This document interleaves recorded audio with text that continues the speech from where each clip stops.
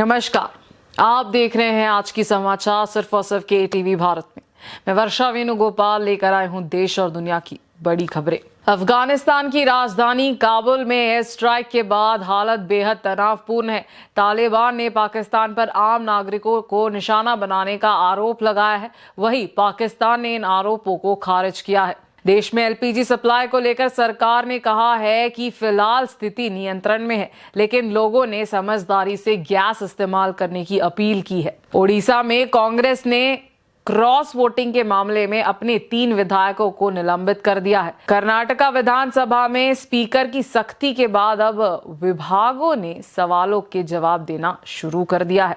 तेलंगाना में वंदे मातरम को लेकर सियासत गर्मा गई है। बीजेपी ने कांग्रेस और एआईएमआईएम पर निशाना साधा है। वहीं केरला में 2026 चुनाव को लेकर कांग्रेस जल्द ही उम्मीदवारों की सूची जारी कर सकती है। समाचार और गहराई से जानने से पहले आज की सुर्खियां जान लेते हैं। एलपीजी सिलेंडर पर बड़ा फैसला, अब हर उपभोक्ता के लिए ई-केवाईसी अनिवार्य, घर बैठे होगी बायोमेट्रिक जांच। एलपीजी संकट पर केंद्र अलर्ट, ईरान इजरायल युद्ध के बीच सप्लाई बचाने को गुप्त स्तर पर बातचीत जारी। कांग्रेस में हंगामा, दलित महिला नेता ने लगाए हमले के आरोप, पीएम मोदी से लगाई न्याय की गुहार। तीसरी बार निर्वासन, महेश शेट्टी तिमरोड़ी पर सख्त कार्रवाई, 6 महीने तक दक्षिण कन्नड़ा में एंट्री बैन। तेलंगाना में सियासी वॉर, डिप्यूटी चीफ मिनिस्टर ने गिनाई किसान महिला योजनाएं, केटीआर और बीआरएस पर साधा निशाना। अब समाचार विस्तार से। सबसे पहले देश और दुनिया की खबरें। अफगानिस्तान की राजधानी काबुल में हुए एयर स्ट्राइक के बाद हालत बेहद तनावपूर्ण हो गए हैं।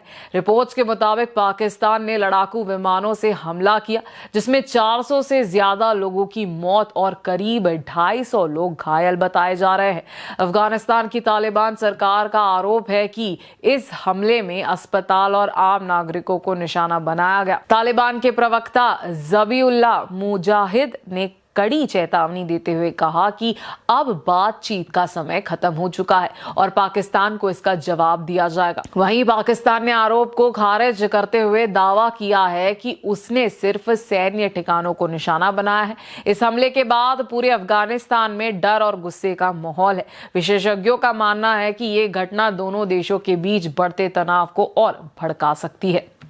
केंद्र सरकार ने एलपीजी सप्लाई को लेकर बड़ा अपडेट दिया है। सरकार के अनुसार देश में गैस की सप्लाई फिलहाल जारी है, लेकिन स्थिति अभी भी चिंता का विषय बनी हुई है। पेट्रोलियम मंत्रालय के संयुक्त सचिव सुजाता शर्मा ने बताया कि अभी किसी भी एलपीजी डिस्ट्रीब्यूटर के पास गैस खत्म होने की स्थिति नहीं है और घरेलू सिलेंडर की डिलीवरी सामान्य रूप से हो रही है। उन्होंने लोगों से अपील की है कि घबराइए नहीं, लेकिन गैस का इस्तेमाल समझदारी से करें और जहां संभव हो वैकल्पिक ईंधन का उपयोग करें। सरकार ने यह भी बताया कि ऑनलाइन बुकिंग में सुधार हुआ है और अब करीब 94% बुकिंग ऑनलाइन हो रही है। वहीं ब्लैक मार्केटिंग और जमाखोरी रोकने के लिए देश भर में सख्त कार्रवाई की जा रही है। अब तक हजारों छापे मारे गए हैं और बड़ी संख्या में सिलेंडर जब्त किए गए हैं। सरकार ने यह भी कहा कि पेट्रोल और डीजल की कोई कमी नहीं है, जबकि कॉमर्शियल यूजर्स को पीएनजी की तरफ शिफ्ट होने की सलाह दी गई है। दरअसल वेस्ट एशिया में चल रहे संघर्ष की वजह से ग्लोबल एनर्जी सप्लाई प्रभावित हुई है, जिसका असर भारत पर भी पड़ रहा है। फिलहाल सरकार ने भरोसा दिलाया है कि सप्लाई जारी रहेगी, लेकिन सभी से जिम्मेदारी से गैस इस्तेमाल करने की अपील की है। ओडिशा में इंडियन नेशनल कांग्रेस ने अपने ही 3 विधायकों पर बड़ी कार्रवाई की है। पार्टी ने रमेश जीना, दशरथी गोमांगो और सोफिया फिरदौस को तुरंत प्रभाव से निलंबित कर दिया है। दरअसल 16 मार्च को हुए राज्यसभा इलेक्शंस में इन तीनों विधायकों ने पार्टी लाइन के खिलाफ जाकर क्रॉस वोटिंग की। इन्होंने बीजेपी समर्थित निर्दलीय उम्मीदवार दिलीप रे को वोट दिया, जिससे कांग्रेस और बीजेडी के संयुक्त उम्मीदवार को हार का सामना करना पड़ा। प्रदेश कांग्रेस अध्यक्ष भक्ता चरण दास ने इस पर हैरानी जताई और कहा कि ये पार्टी अनुशासन का गंभीर उल्लंघन है। पार्टी का कहना है कि विधायकों ने न सिर्फ निर्देशकों की अवहेलना की, बल्कि पार्टी की विचारधारा के खिलाफ भी काम किया। सूत्रों के मुताबिक आगे इन्हें पार्टी से निष्कासित भी किया जा सकता है। फिलहाल मामले की जांच जारी है। अब जरा नजर डालते हैं दक्षिण की ओर। कर्नाटका विधानसभा स्पीकर यूटी खादर के विधायकों के सवालों का जवाब ना देने वाले मंत्रियों और अधिकारियों से नाराज होकर सेशन स्थगित करने की घटना का अब अंत होता दिख रहा है। स्पीकर की चेतावनी के बाद सरकार जागी है और उसने डिपार्टमेंट के हिसाब से लिखकर जवाब देना शुरू कर दिया है।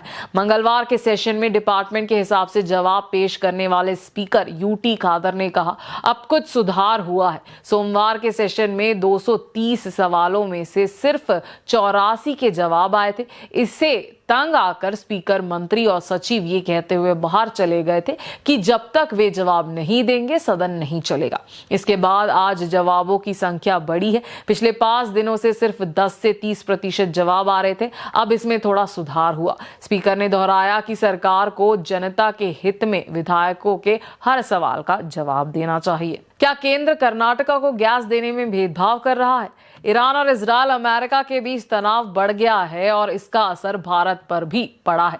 देश में सिलेंडर की कमी है और होटल बंद हो रहे हैं। दूसरी तरफ ऑटो ड्राइवर परेशान है और इंडस्ट्री भी मुश्किलों का सामना कर रही है। इस बीच आरोप लगे हैं कि केंद्र सिलेंडर की सप्लाई में राज्य के साथ नाइंसाफी कर रहा है।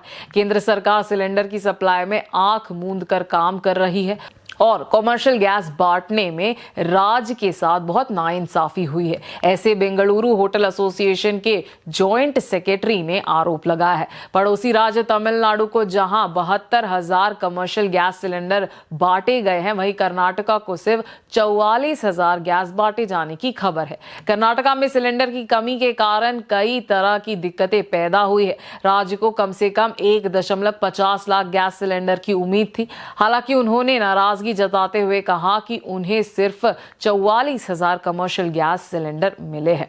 तेलंगाना में सियासत गर्मा गई है। बीजेपी के प्रदेश अध्यक्ष एन रामाचंद्रन राव ने कांग्रेस और एआईएमआईएम पर तीखा हमला बोला है। उन्होंने आरोप लगाया कि विधानसभा में जब वंदे मातरम गाया जा रहा था तब एआईएमआईएम के विधायक वॉकआउट कर गए, जो बेहद शर्मनाक है। रामचंद्रन राव ने कहा कि कांग्रेस ने इस मुद्दे पर कोई सवाल नहीं उठाया, जो उनकी वोट बैंक राजनीति को दिखाता है। उन्होंने राहुल गांधी को संविधान के अनुच्छेद 51A पढ़ने की सलाह दी, जिसमें नागरिकों के कर्तव्य की बात कही गई है। बीजेपी नेता ने यह भी कहा कि देश में रहने के लिए वंदे मातरम का सम्मान करना जरूरी है। साथ ही उन्होंने कांग्रेस पर राष्ट्र विरोधी ताकतों का समर्थन करने का आरोप लगाया। इस दौरान उन्होंने दावा किया कि प्रधानमंत्री नरेंद्र मोदी के नेतृत्व में बीजेपी मजबूत हो रही है और तेलंगाना में पार्टी का विस्तार तेजी से हो रहा है। 2026 केरला विधानसभा चुनाव को लेकर कांग्रेस जल्द ही अपने उम्मीदवारों की सूची जारी करने वाली है। एआईसीसी के संगठन महासचिव केसी वेणुगोपाल ने दिल्ली में कहा कि इस बार कांग्रेस की लिस्ट में नए चेहरों को ज्यादा मौका दिया जाएगा। उनका कहना है कि पार्टी ऐसे उम्मीदवार उतारेगी जिनमें लड़ने का जज्बा हो और जो जनता के भीतर प्रतिनिधित्व कर सके। वेणुगोपाल ने यह भी बताया कि उम्मीदवारों के चयन में पूरी तरह से विश्लेषण किया जा रहा है ताकि हर वर्ग को सही प्रतिनिधित्व मिले। उन्होंने लिस्ट जारी करने में हुई देरी को भी सही ठहराते हुए कहा कि सही फैसला लेने के लिए समय लिया जा रहा है। वहीं उन्होंने सीपीएम पर निशाना साधते हुए कहा कि उनकी लिस्ट में ज्यादातर मौजूदा विधायक ही है जो एंटी इनकम्पेंसी से बचने की कोशिश है। उन्होंने ये भी सवाल उठाया कि क्या चुनाव की तारीख सीपीएम और बीजेपी ने मिलकर तय की है। इधर केपीसीसी अध्यक्ष सन्नी जोसफ और विपक्ष के नेता वीडी सतीशन ने कहा है कि 50 से ज्यादा सीटों के उम्मीदवारों की सूची जल्द घोषित होगी। तो ये थी आज की ताजा खबरें। देश और दुनिया में हर पल बदलती स्थिति पर नजर रखना बेहद जरूरी है। हम आप तक लाते रहेंगे सटीक और भरोसेमंद अपडेट्स। मैं वर्षा वेणुगोपाल आपसे विदा लेती हूँ। देखते रहिए केटीवी भारत। धन्यवाद।